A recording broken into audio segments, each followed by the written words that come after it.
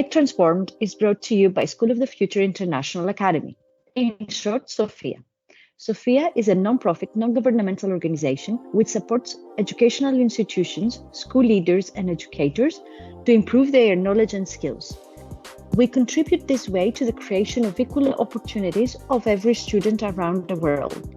This is a series of podcasts where we try to open up discussions on various topics that interest the modern educational community. We share personal stories of educators and students, as we believe that what happens in one classroom or school can happen to more. Sharing approaches and ideas can only help all of us offer our students more. Today, we are honored to have Julie Hasson with us. Julie is a professor teaching graduate students and also teaching people around the US to make a bigger impact on those they serve.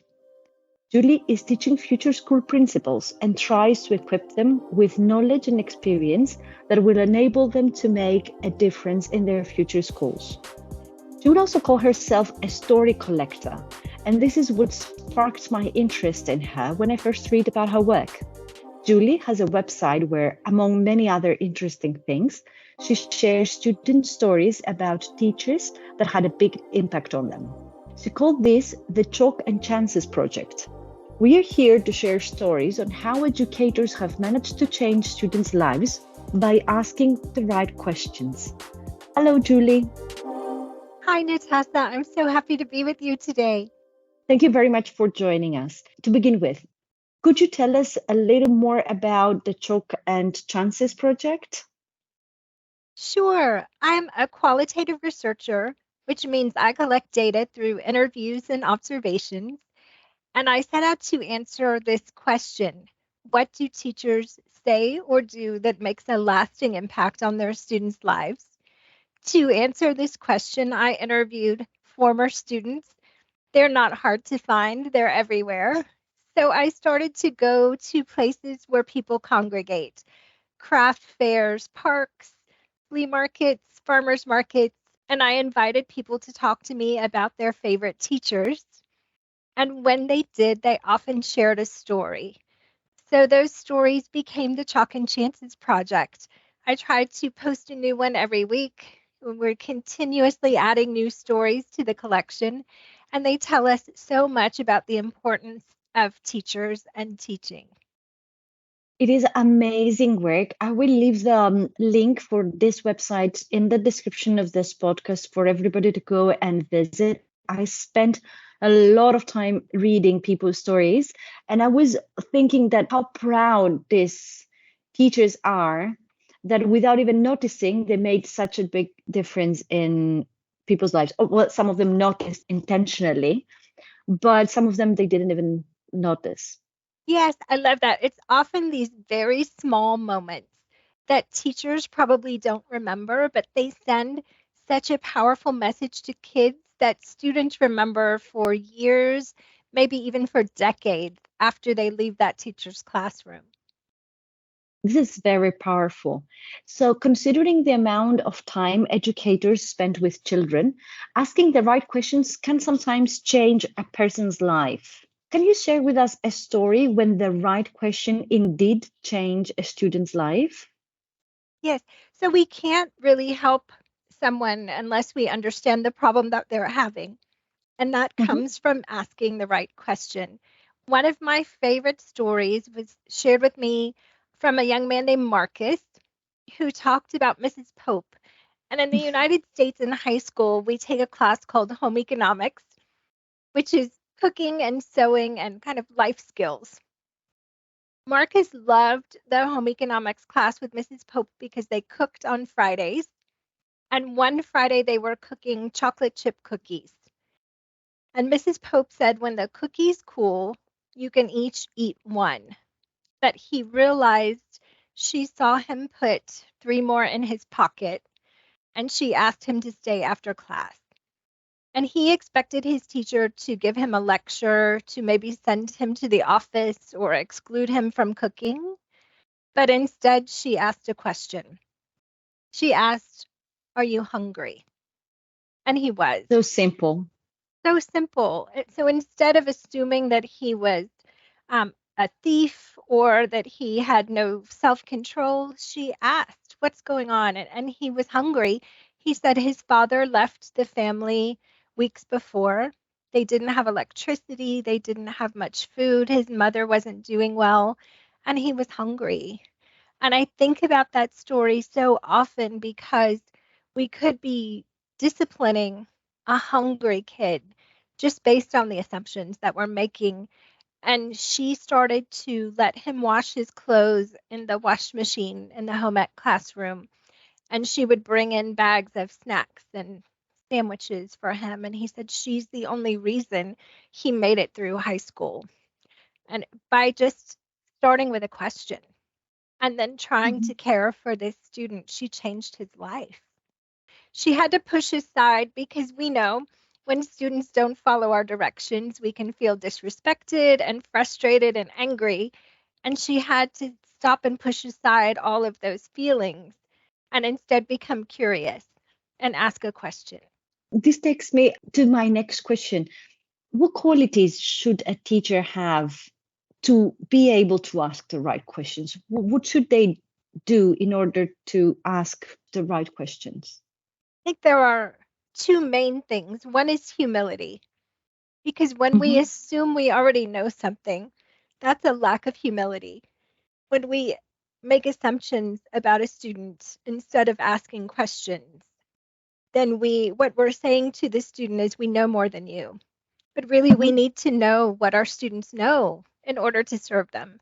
So humility, but also curiosity, really wondering about what's going on with our students, what's happening in their lives, why they're doing the things they're doing. And the only way to know is to ask them questions. So I would say humility and curiosity are the two main things that help us make this kind of impact. And what about leadership?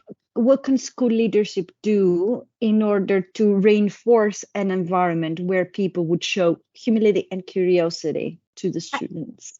I think feeling overwhelmed and feeling pressure are the enemies to curiosity. So when we put too much on our teachers' plates, when we put too much pressure on them to do things like raise test scores, then we make them less likely to stop and pause and become curious and ask questions. So I think if we can give them space and time to really dive into that curiosity about their students, we give them permission to explore those things and to try to find ways to meet their students' needs. In a strategic way, I guess you mean, and not just randomly give them time, like create the time for them Yes, to yes, connect with the students. yes. And to make that a priority, those student teacher relationships. Hmm. Do you have any other examples of people whose lives were changed because the teachers were there to ask the right question? Oh, and so many of the stories are about that. I talked to a woman named Shelby who has this very clear memory of her teacher, what we would call fourth grade in the United States. Mhm. So when children are about 9, maybe 10, and Mrs. Burns noticed that Shelby was forgetting to bring back her homework or permission slips or library books. She just seemed disorganized and scattered. So instead of lecturing her or giving her consequences for that, Mrs. Burns said, "Tell me about what happens after school." And Shelby explained that her mom works two jobs at night. So she often goes home with a neighbor or her grandmother or an aunt or uncle, and she never knows where her things might end up. So she Mm. doesn't have a place to keep things or do her homework. So her teacher, after hearing that, cleared a little space in the corner of the classroom and let Shelby come in early in the mornings, leave her things there, work on her homework, leave her library books there. And she said it was like this little peaceful oasis in her very chaotic life. And it made a big difference for her just to have that space and that time with her teacher.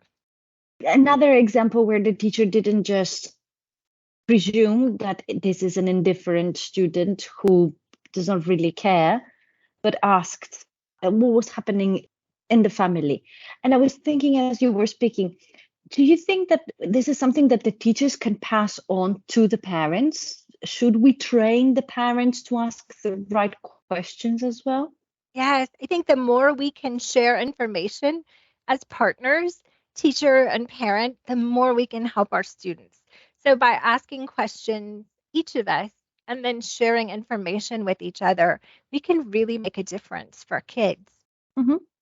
Do you have any examples from all the stories people gave you where, um, apart from having an impact in their life practically, like the girl who had the space to study or the boy who had support throughout high school, they change them as personalities, the way they see the world, the way they approach other categories of people, maybe?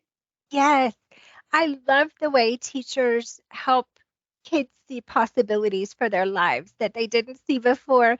So, one woman talked to me about her teacher inviting an author of a children's book into the classroom. And she loved books and she loved reading. And it was the moment she realized there are people who create books. It's their job to do that. And she started to see herself with the support of that teacher as someone who could write a book. And she grew up to write a children's book and dedicated it to her teacher. But I think without that teacher, she may not even have known that was a possibility for her. So there are so many stories where teachers open up these possibilities, these dreams that students hadn't thought of before. With the work you do preparing future school principals, do you put any extra attention on the topic? Do you instruct them on how to create this type of environments we said earlier? We talk so much about those characteristics of humility and curiosity. Because just like we want our teachers to do with students, not make assumptions and ask questions, we want our principals to do that with teachers. When a teacher is Mhm. struggling, to not make assumptions, to ask questions, to try to understand what's going on, because often it's something that's happening outside of school or there's a struggle happening in a teacher's life, and we as principals can support them and make a difference in their lives as well. So really it's the same set of behaviors. It's building a relationship. It's being humble and curious and asking questions. Mhm. Perfect. I will be tempted to ask about your favorite teacher and if you have like a personal kind of story. I do. I had so many good teachers who put so much effort into me and helped me grow and become the writer and the reader and the educator that I am today. But my first grade teacher, Nancy Russell, will forever be my favorite teacher. I struggled as a young child learning to read, and she made me feel so confident and competent. And I learned to love reading and I learned to love school. And I always think, had she been impatient or frustrated with me, I would forever see myself differently as a learner. But she made me feel like I belonged as a learner in a community of learners. And then we stayed in contact. And in 2012, I became a school principal, and she was a teacher at my school. Was the it just the privilege of my professional life to get to walk through her classroom every day and watch her doing for kids what she had done for me. She's just an amazing person and such a masterful teacher. She retired in 2015 when I became a professor. And part of the reason I started this research project was to find out what teachers like Mrs. Russell did. What did they say? What did they do that makes this impact on kids like me? So where has this research taken you to the things we said earlier, to the humility and curiosity? I Or th- are there any other qualities that makes a teacher so special? there's so many. I mean, of course, persistence. This is a challenging job, so we have to have a little some drive to stick with it and to stick with a student.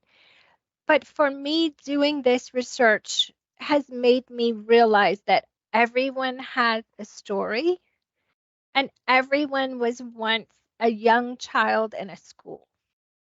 So you start to look at the people around you and realize that you're all connected in that way, that you all loved a teacher and you all were impacted by a teacher and you all have a story to tell. So I think it's made me feel more connected with people, with the world, certainly deepened my appreciation for teachers and teaching and the way they shape our lives. This is very powerful what you're saying, because I truly believe that the global society to which we are speaking to, we need to appreciate more the role of the teacher in the children's life and in our lives. They do make, like, a good teacher can really make a difference. A bad teacher can really do damage. Despite the fact that I don't really think there are many bad teachers, they are more overworked and Yes. overwhelmed and lacking of resources kind of teachers. Yes. I don't think it's a profession you can stay for more than a year if you don't really like it, if you don't really feel that you belong in this field.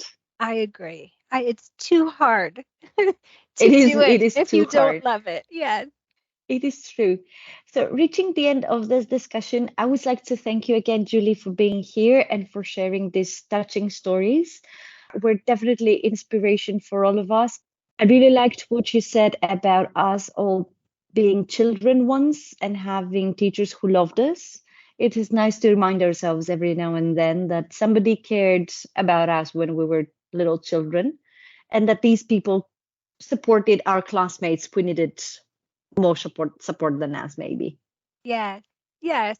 Thank you so much for this conversation. I'm so happy to have met you. Thank you very much. You gave me and the audience plenty to think about. So another episode of Ed Transform is ending. If you want to get in touch with us to share your stories or group practices, you can find us on LinkedIn. The link will be in the description of this podcast. Goodbye.